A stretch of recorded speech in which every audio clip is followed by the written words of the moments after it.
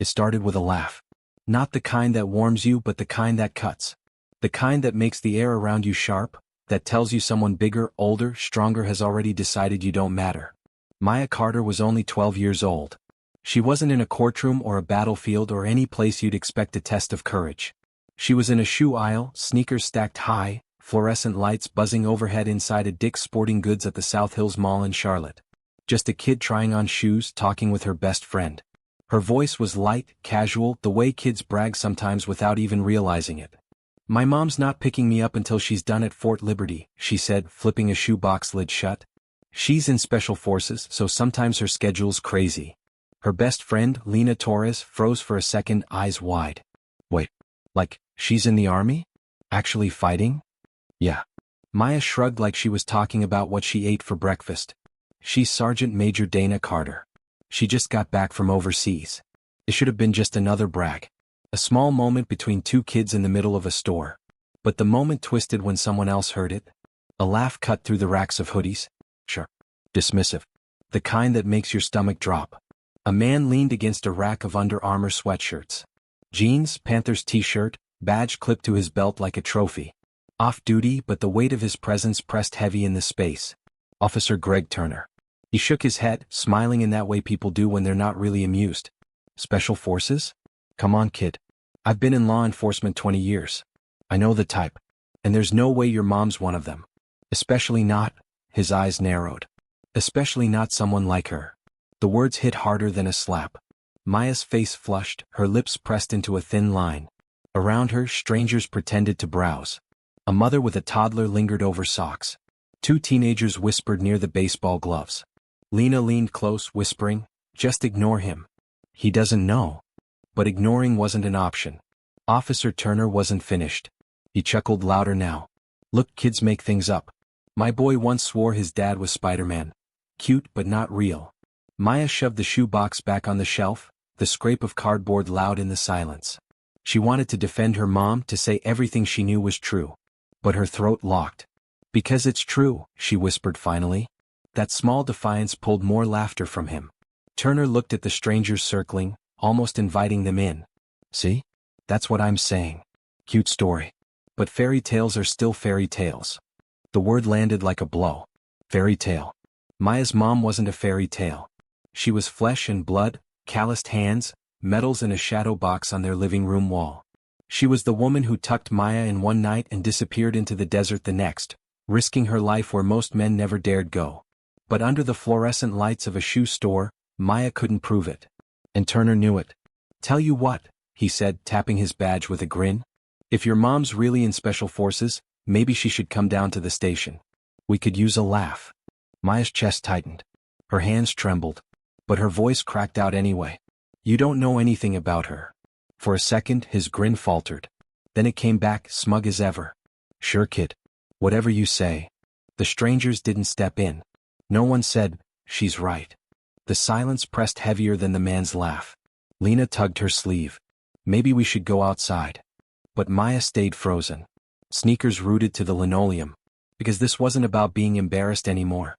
It was about her mother. About truth. About pride. Officer Turner stepped closer, lowering his voice but making sure it still carried. "Listen, sweetheart. You don't know what real sacrifice looks like. I've met real heroes. The guys who go overseas, the ones who actually fight. Trust me," he leaned in, the smirk sharp, "they don't look like your mom." The sentence landed like lead. Maya's face burned hot with shame and fury. She knew exactly what he meant. And so did everyone listening. Lena blurted out, "That's not fair. You don't even know her." Turner's grin widened. "And you do? What, she tell you war stories at recess?" Maya's fists clenched. Her voice shook, but she forced it out anyway. "You'll see. She's coming." "Sure she is," Turner smirked. "Maybe she'll parachute through the skylight." Laughter again. Some strangers chuckled nervously, others looked away. Phones came out, angled low. The humiliation pressed so heavy it was hard to breathe. But Maya repeated it, firmer this time. "You'll see." The silence stretched. The officer leaned back against the racks, arms folded, enjoying himself like this was a show. "All right then. I'll wait." Seconds dragged. The crowd lingered. Maya's chest burned, her vision blurred, but she held her ground. And then, faint, steady, boots on tile. The sound didn't rush. It carried. Each step firm, controlled, deliberate. The crowd shifted. Some looked toward the mall entrance. Through the sliding glass doors came a figure in camouflage. Sharp uniform. Rank patches catching the light. Beret tucked under one arm. Sergeant Major Dana Carter. Maya saw her instantly. Relief punched the air from her lungs. But fear followed, because now her mother was about to see everything.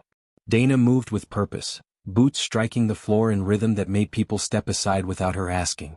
Her gaze swept the store until it landed on the small circle by the sneakers. Her daughter, flushed and trembling. Her daughter's friend, scared but standing close. And across from them, a man with a badge smirking like he owned the place. Dana's jaw set. Maya wanted to run into her arms, but the way her mother moved, steady, controlled, kept her rooted. Turner's grin stayed for a heartbeat. Then faltered when he noticed the insignia stitched on her sleeve. His smirk slipped, though he tried to catch it. "Mama?" Maya's voice cracked, too loud, but it silenced the whispers. Dana reached her daughter's side, one hand resting on her shoulder. Maya's tension broke just a little. "What's going on?" Dana's voice was calm, but it carried like a command. Turner straightened, forced a smile. "Evening, ma'am. Just a little misunderstanding." Maya's lips trembled. He said you couldn't be who you are. That I made it up." Silence stretched. Dana studied him without blinking. He gave a nervous chuckle. "Kids. Big imaginations. I was just having some fun." Dana's reply was sharp, even though her tone never rose. "You mocked my daughter in front of strangers. Called her a liar." Turner's shoulders stiffened. "Now hold on. I didn't call her that. I just said." "You decided it was a joke," Dana cut in. "Tell me, officer, what exactly made it so funny?" The word officer wasn't casual. It was deliberate. His face tightened. "Look, Sergeant Major, with all due respect." "Respect," Dana said evenly, "doesn't begin with laughter at a child." The store had gone still. The shoppers leaned in. Even the music overhead seemed muted. Maya stood taller now, the heat of shame cooling under her mother's presence. Turner shifted, his bravado draining by degrees. "I didn't mean anything by it. Just thought it was unusual." Dana tilted her head. "Unusual doesn't mean impossible. It means you've never seen it. And maybe the problem isn't me being here, it's you never imagining I could be." The words cut deeper than any shout. Maya looked up at her mother, pride swelling in her chest. She wanted Turner to argue. She wanted him to try. But he didn't. His mouth opened. Close. A woman nearby whispered, "She's the real thing." And for the first time that afternoon, Maya breathed without feeling the world pressing against her chest. But the confrontation wasn't over. Dana Carter wasn't finished. And the whole store knew it. The crowd didn't move. They were caught between the sneaker shelves and the tension, watching a scene that felt larger than the space it filled. Sergeant Major Dana Carter didn't flinch. She stood steady, one hand on her daughter's shoulder, the other free at her side. Authority wasn't just in her uniform. It was in her posture, the calm in her eyes, the way she didn't need to raise her voice to command attention. "Officer Turner," she said evenly, her gaze on the badge clipped to his belt. "I don't know you and you don't know me. Yet you decided to laugh at my daughter, to dismiss her in front of strangers. Why?" Greg Turner shifted his weight, the smirk not quite gone but no longer convincing. He gave a weak laugh as if trying to shake off the weight of the moment. "Look, Sergeant Major, I wasn't trying to cause trouble. She was just bragging a little, that's all. Kids exaggerate." Dana didn't blink. "Exaggerating is saying your mom makes the best cookies in the world. Exaggerating is saying you can run faster than a car. My daughter didn't exaggerate. She told you who I am. And instead of listening, you mocked her." A murmur rippled through the onlookers. Someone near the clearance rack folded their arms, their face tightening. The weight of judgment in the room was shifting, but Turner didn't seem to realize it yet. He tried again, his tone defensive. "All right, maybe I shouldn't have laughed. But you've got to understand, Special Forces? It's not something you hear every day." Dana's head tilted slightly. "What about Special Forces caught you off guard, officer? That my daughter knows the term, or that she used it to describe me?" The pause stretched. He hesitated. And in that silence, his answer was already clear. Dana leaned in slightly, her voice dropping but still strong enough to carry to every ear. "You assumed because I'm a woman. Because I'm black. You couldn't imagine someone like me wearing this uniform. So you mocked my daughter to protect your own assumptions." Turner swallowed hard. His eyes darted to the small crowd watching. He knew now he wasn't just answering her. He was answering everyone. Lena whispered to Maya. "He looks nervous." Maya whispered back, "Good." The officer cleared his throat, defensive again. "I never said anything about race. I never said anything about women. You're putting words in my mouth." Dana didn't blink. "You didn't have to say it. Your laugh said it for you." From the crowd, a man near the registers nodded. "She's right." The shift was visible now. Turner's jaw tightened. His shoulders squared like he was trying to regain footing. "Fine. Maybe it came out wrong. But I didn't mean harm." Dana's eyes softened only when she glanced at Maya, then sharpened again as she turned back to him. "Intent doesn't erase impact. My daughter stood here while a grown man with a badge turned her truth into entertainment. Do you have any idea how small that makes a child feel?" Maya's chest ached, but this time not with shame. With pride. Because her mother was saying everything she couldn't. The silence thickened. Every shopper within earshot had gone still, their phones angled discreetly, recording what had turned into something more than a family argument. Dana let the pause drag before continuing. "I've served this country for 22 years. I've led soldiers through terrain you've only read about. I've made decisions that carried life and death. I earned every stripe, every insignia. Yet the hardest fight I face is here. Convincing people like you that my existence is not a joke." The words landed with the weight of stone. Turner's face drained. His mouth opened, then shut again. And then Dana turned, not just to him but to the crowd itself. "This isn't about me alone. It's about what happens when someone's assumptions matter more than the truth. My daughter shouldn't have to defend my career to strangers. She shouldn't stand in tears because a man couldn't imagine her words being real." From the back of the group, a woman clapped once. It was small, awkward. She stopped immediately, embarrassed. But the sound was enough. It broke something in the air. Turner rubbed the back of his neck, his bravado gone. "All right. Point taken." Dana studied him. Her voice dropped low but the sharpness remained. "No. Not yet. Not until you understand what you did." The officer forced out a chuckle, weak and hollow. "Look, I said I was wrong. What else do you want? An apology? Fine. I'm sorry if I embarrassed your kid. Good enough." The apology was thin, tossed like spare change. The crowd murmured disapproval. Dana's expression didn't shift. "No. That wasn't an apology. That was you trying to save face. An apology is not about you. It's about the person you harmed." Her hand rested gently on Maya's shoulder, grounding her. "My daughter stood here, proud of me, proud of her truth. And you crushed it under your heel. If you want to apologize, you look at her. Not at me." The silence was crushing. Turner's face flushed, the weight of expectation heavy. He glanced at Maya, whose eyes were wet but unflinching. He muttered, "Sorry, kid." Dana's brow arched. "Try again." The murmur of agreement from the crowd was louder now. The officer's shoulders sagged. He swallowed, then spoke louder, his words stilted but sincere. "Maya, I'm sorry. I shouldn't have laughed at you. I shouldn't have said what I did. You told the truth and I didn't believe you. That was wrong." Maya held his gaze for a second longer, then looked up at her mom. Dana gave the slightest nod. Turner exhaled, hoping it would end. But Dana wasn't done. She turned to the onlookers, her voice steady and clear. "This isn't about one man and one child. It's about how easy it is to dismiss someone when their story doesn't match what you expect. My daughter's truth was simple. But instead of listening, it was easier to assume she was lying. How many times does that happen? How many kids grow up thinking their voices don't matter because someone with power laughed instead of listened?" The words rippled through the crowd. Some looked ashamed. Others nodded quietly.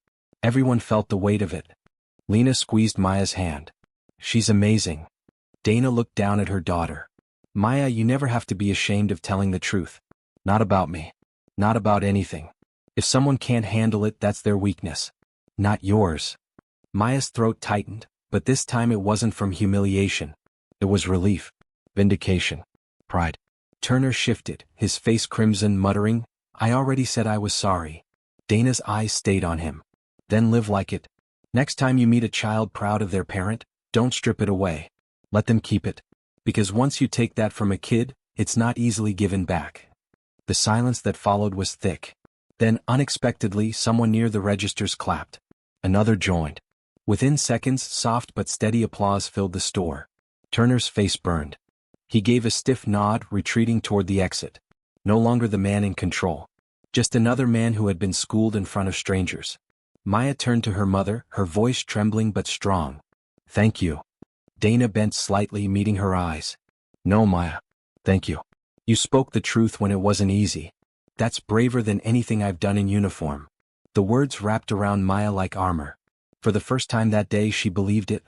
The store slowly settled, but the lesson remained heavy in the air.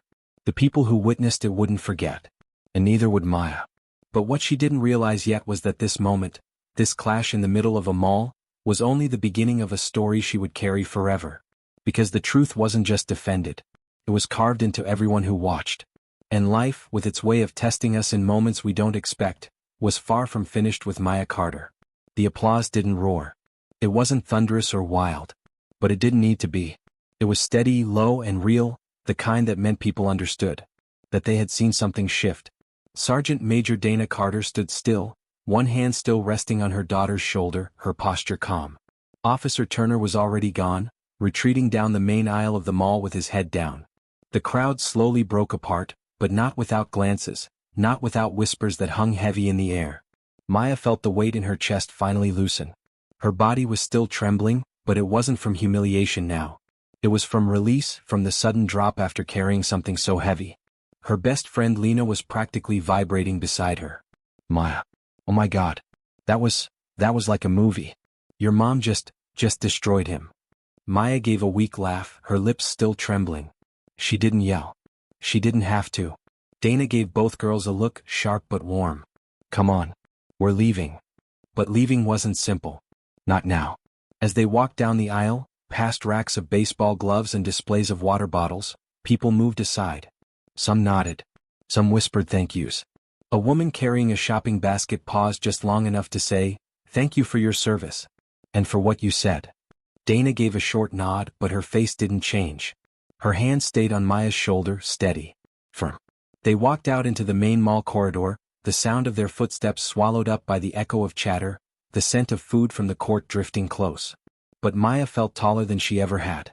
She whispered, "Mom?" "Yes. I thought I messed up. I thought I made everything worse." Dana slowed her stride, looking down at her daughter. "No. You told the truth. That never makes things worse. It might make people uncomfortable. Might make them laugh. But worse? Never."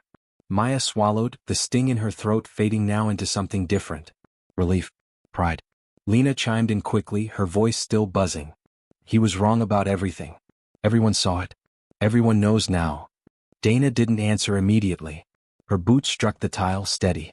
Then she said, "Everyone who listened learned something. Whether they admit it or not. But that's not the point. The point is you stood tall, Maya. Even when it felt impossible. That matters more than anything else." Maya looked away, cheeks hot, but this time not from shame. I thought no one believed me." "People rarely do at first," Dana said simply. "Truth doesn't always come with applause.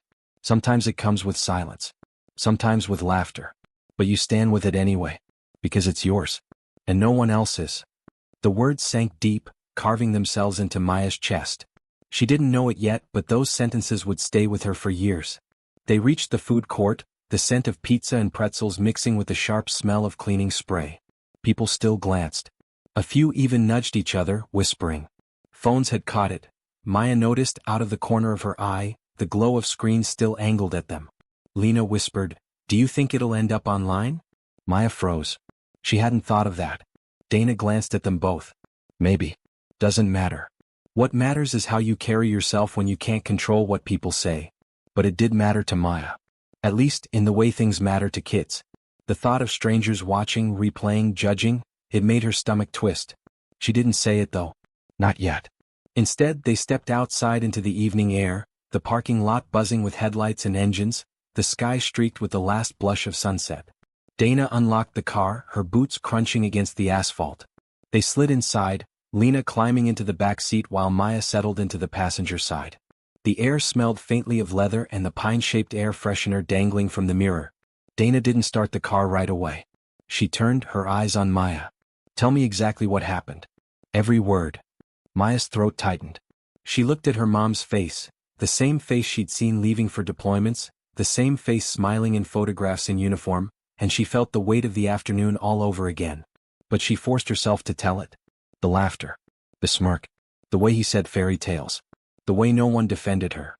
The way it felt like the whole store was staring. Her voice cracked halfway through and she wiped her eyes angrily.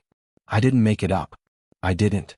Dana reached over, brushing a thumb across her daughter's cheek. I know. I've always known. But today wasn't about me. It was about you learning that some people can't imagine a truth they've never seen. That's their limit, not yours. Maya sniffled, nodding. From the back seat, Lena whispered, it was more than that. He wasn't just wrong. He was mean. And everyone saw it. Dana started the engine, the hum filling the silence. She pulled out of the lot, her eyes steady on the road. Yes. And now everyone saw what happens when you stand against it. The car rolled down the highway, streetlights flickering overhead. For a while no one spoke. The tension of the store still clung to Maya, buzzing against her skin. Finally Dana broke the silence. You need to know something. Courage isn't about being fearless. It's about speaking even when your knees shake. And today, Maya, your knees shook. But you didn't back down. Maya's chest swelled.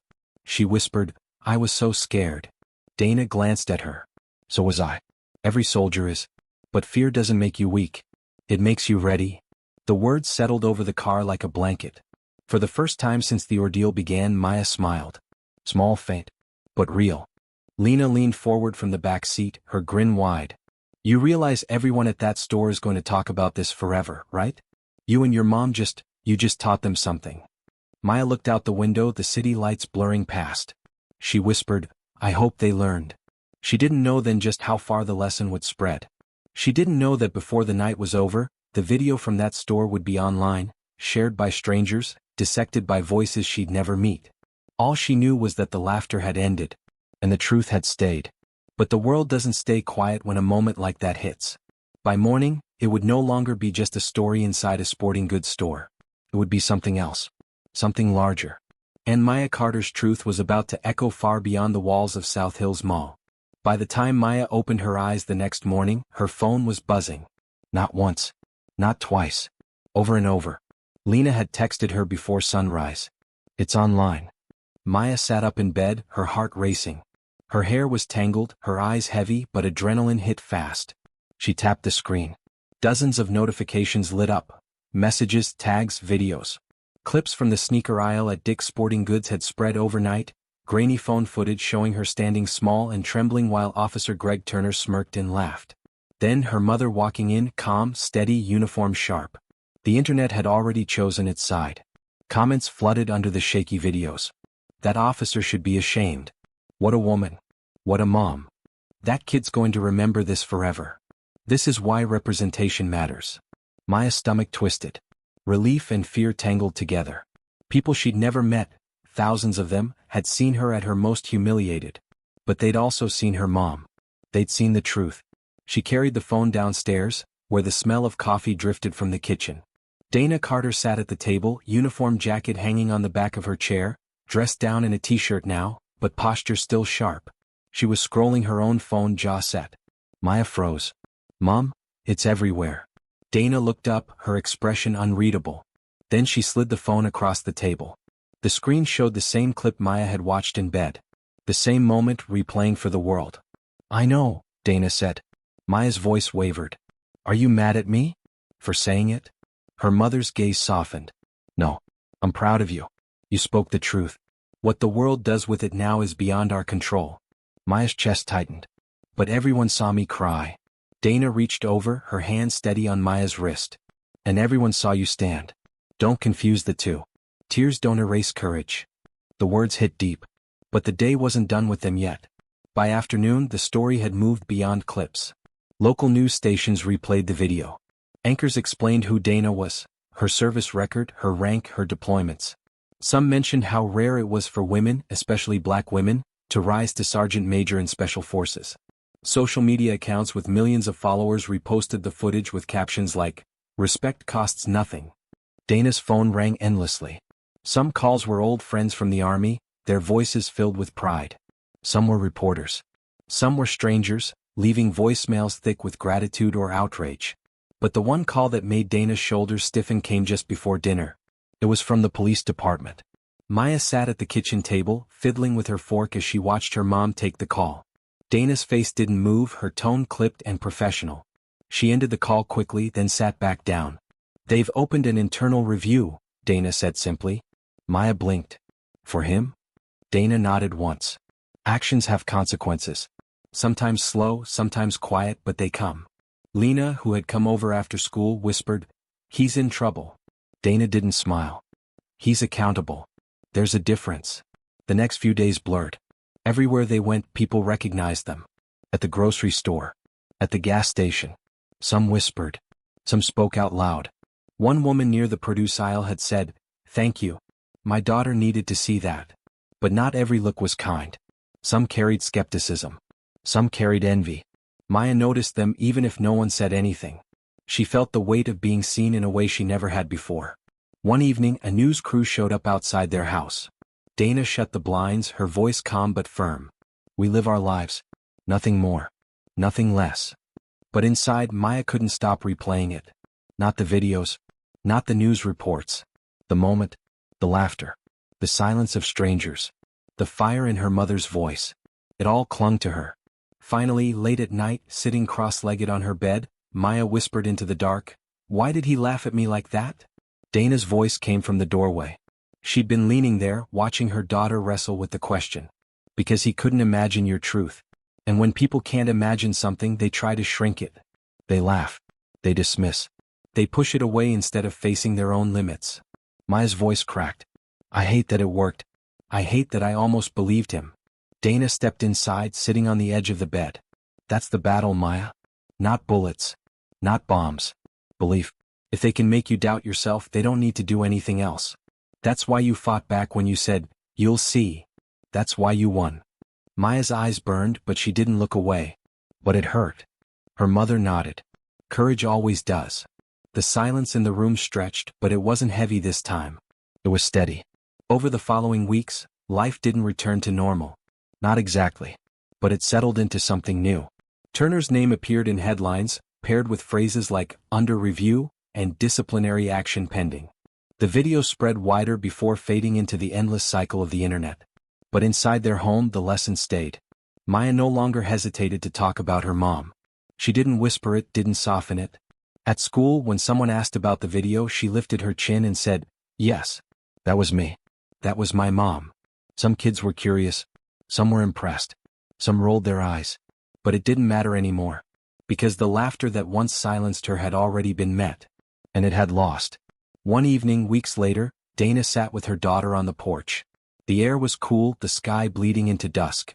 "You've been different lately," Dana said quietly. Maya frowned. "Different how?" "Stronger," her mom said. "Like you're carrying yourself taller." Maya hesitated, then whispered, "Because I know. Even if people don't believe me, even if they laugh, I know what's true. I don't need them to say it for it to be real." Dana's lips curved into the faintest smile. "That's a lesson some adults never learn.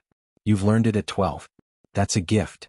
Maya leaned against her mother's shoulder, the warmth steady. "I'll never forget it." And she didn't. Because life has a way of testing us in moments we don't expect.